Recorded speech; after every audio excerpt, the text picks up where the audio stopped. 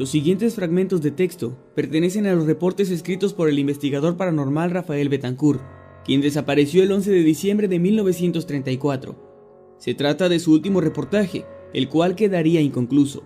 En él, el autor relataría involuntariamente los últimos momentos y acontecimientos de su vida antes de desaparecer. Estos escritos fueron encontrados más de 20 años después de su desaparición, dentro de un maletín de cuero, junto a su cámara fotográfica y otros objetos personales. Esta es la crónica de su último caso, el Pozo del Diablo.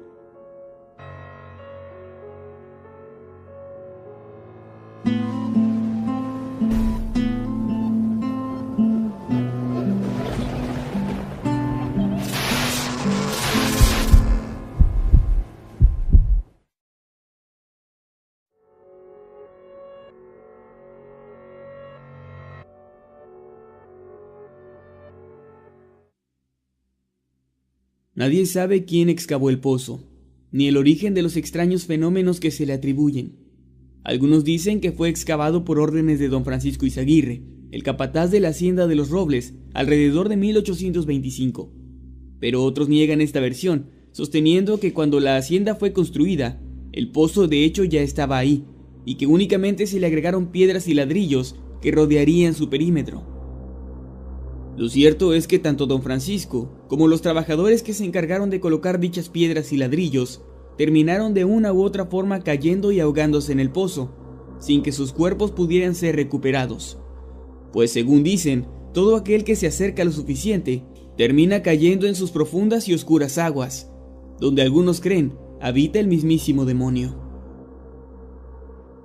Varias veces se trató de tapar el pozo para que nadie más cayera en él, pero los intentos fueron inútiles.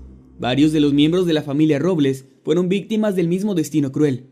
Elisa Robles, de 16 años, murió ahogada en el pozo en abril de 1835. El pequeño Felipe Robles murió al caer en febrero de 1836. Y la señora Verónica de Robles, madre de ambos, cayó al pozo un año después. Se dice que cuando cayó, se le escuchó decir: «Aquí no hay nadie, pero están todos, también mis hijos».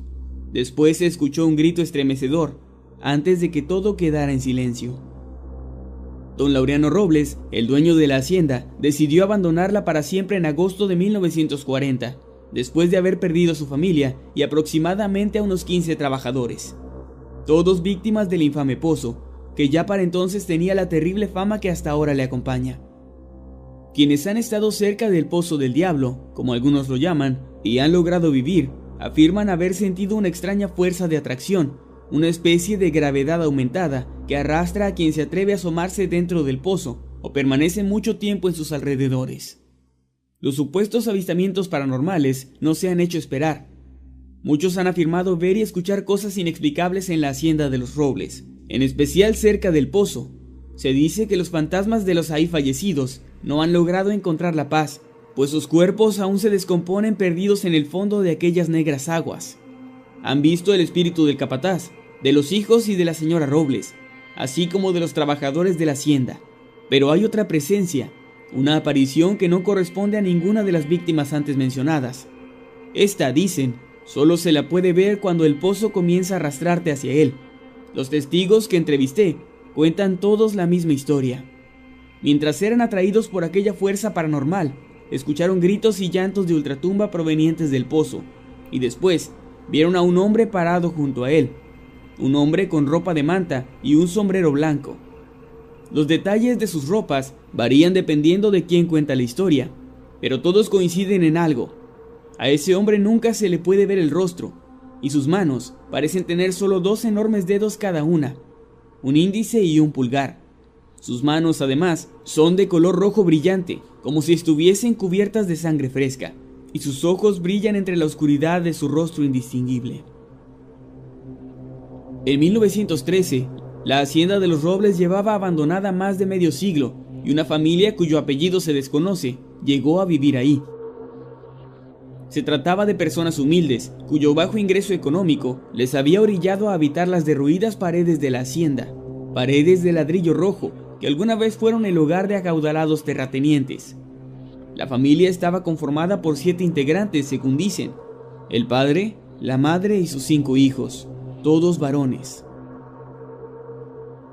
Solo 6 meses duró aquella familia habitando las ruinas de la hacienda, pues en ese corto periodo de tiempo, los 5 pequeños murieron cayendo al pozo. Los padres siguieron viviendo en el lugar por necesidad, pero una noche fría de enero abandonaron el lugar para siempre, pues decían que no podían aguantar una noche más en aquel sitio.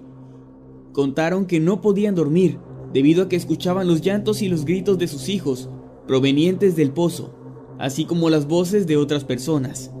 En una ocasión encontraron 5 pares de zapatos perfectamente acomodados alrededor del pozo. Estos pertenecían a sus hijos muertos. Dentro de cada zapato había una moneda de oro. Los padres de los niños tomaron el dinero y salieron del lugar para siempre. Desde entonces la hacienda quedó en abandono total. El camino poco a poco se rodeó de árboles y hierba hasta quedar prácticamente aislada, con la población más cercana ubicada aproximadamente a 3.5 kilómetros de distancia. El relato de esta familia sin apellido ha dado pie a creencias populares que indican que dentro de aquel pozo se encuentra un tesoro y que este solo se le dará a quien caiga en él y sea capaz de salir. Aún así, nadie se atreve a entrar o siquiera acercarse a la vieja hacienda. Atraído por su oscura leyenda, armado únicamente con una máquina de escribir y mi cámara fotográfica, he decidido investigar el misterio del Pozo del Diablo y convertirme así en el único investigador dispuesto a tomar el caso.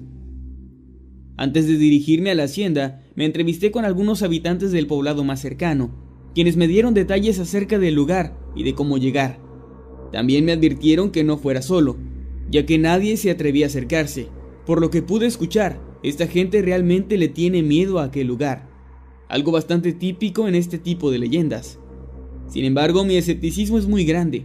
He investigado más de 50 casos de fantasmas, casas embrujadas y demás leyendas populares. He documentado periodísticamente cada uno de ellos, y en ninguno de estos casos he encontrado una sola prueba sólida de la existencia de fenómenos paranormales. Así pues, mañana me dirigiré a la vieja hacienda y pasaré una noche ahí. Al día siguiente me acercaré al pozo y comprobaré si realmente existe esta supuesta fuerza paranormal que lo arrastra a uno hacia su propia muerte. Más importante aún, verificaré si las historias sobre ruidos, voces, gritos y apariciones son reales. Trataré también de tomar la mayor cantidad de fotografías posibles.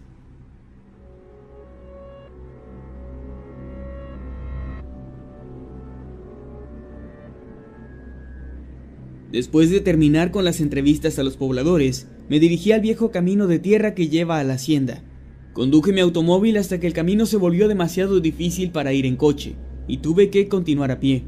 Con un machete me abrí paso entre las hierbas y finalmente llegué a un enorme campo llano y seco, que contrastaba mucho con el monte verde que acababa de atravesar.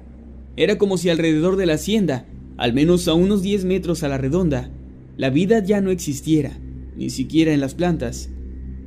La hacienda es una construcción imponente. Aunque se encuentra en ruinas, representa a la perfección el ostentoso modus vivendi de los hacendados del siglo pasado.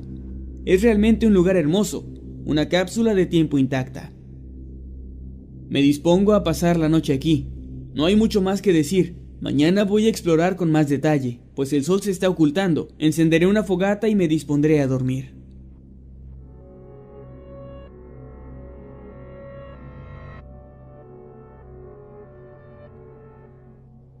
Anoche escuché a estas ruinas llorar. No he podido dormir ni por un minuto. El fuego que encendí me mantuvo caliente, pero el viento comenzó a soplar muy fuerte alrededor de la medianoche. Escuché su silbido entre las ramas de los árboles lejanos y la vieja estructura derruida de la hacienda. Al pasar entre los huecos de sus viejos ladrillos, el aire parecía emitir un llanto espectral. Justo después creí escuchar voces cuyas palabras no fui capaz de entender. Tal vez he sido víctima involuntaria de la sugestión, no lo sé, pero he de admitir que sentí miedo. Las voces y los llantos fueron muy reales, y también la sensación de estar siendo observado. No quiero caer en amarillismo y especulaciones, así que no hay más remedio que comenzar con la exploración. Voy a revisar lo que hay en estas majestuosas ruinas, y voy a acercarme a ese infame pozo del diablo. Me acercaré lo más que pueda a él, tomaré fotografías, y al volver al pueblo, terminaré de redactar este reporte. añadiendo mis propias conclusiones personales al respecto. Las notas del señor Bettencourt terminan ahí. Nada más se supo de él. Su coche fue encontrado abandonado a unos 2 kilómetros de la hacienda, que hasta el día de hoy sigue inhabitable. Pocos se atreven a acercarse a ese lugar y permanecer más de un par de minutos ahí. Ni siquiera los vándalos, pues el lugar sigue intacto, sin un rastro de basura o grafiti. Los documentos, así como la cámara de Rafael Bettencourt, fueron encontrados por un arriero en 1956, mientras buscaba leña. Dentro del maletín donde se encontraron dichos objetos, el hombre también encontró una moneda de oro que data del siglo XV. Las fotografías dentro de la cámara pudieron ser reveladas. Todas ellas correspondían a la hacienda de los Robles y sus alrededores. Solo se encontró una fotografía correspondiente al llamado Pozo del Diablo. Quienes la vieron por primera vez no pudieron evitar sentir escalofríos.